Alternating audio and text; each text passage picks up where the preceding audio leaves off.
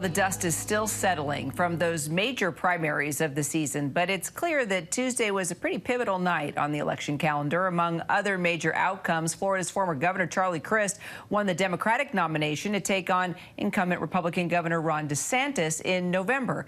ABC News Political Director Rick Klein has more for us. Hey, Rick. Kira, one of the biggest nights of voting in this whole primary season and one of the biggest surprises that we've seen so far.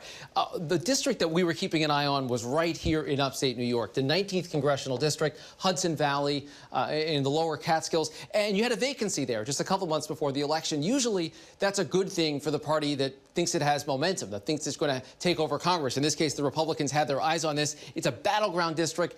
Democrats won it just by a couple of points last time around. Well, it turned out not only did they win it, they did actually a little bit better than they did in 2020. And how did they do it? The Democratic candidate in that race was talking about abortion rights. He said explicitly, abortion is on the ballot. The Republican candidate said, no, it's not. It's New York State. But the Democratic messaging won out. You saw voter turnout really high, even though we're talking about a late August special election. One thing that has Democrats hopeful is that that's now 4 special elections in a row where they've done better than expected.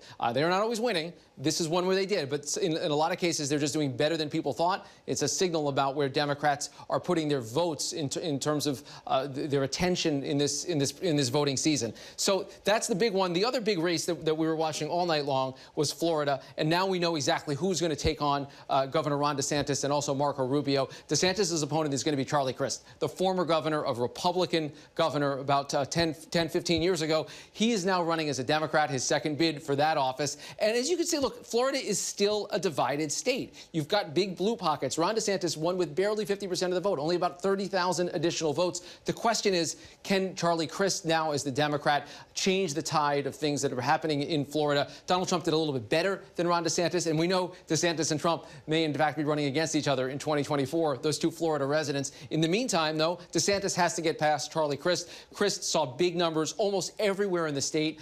Democrats sending a resounding message about the type of candidate they want to see. They're going with someone that's more of a moderate and a known commodity versus someone that might be more on the progressive side, a little shades of Biden and Bernie Sanders. Meanwhile, on the Senate side, we've got Val Demings, the former police chief there in Orlando, who's going to be running against Marco Rubio. That is going to be a very hot race as well. And in addition to all of that, we now know just about everything we're going to know about the map for the Senate.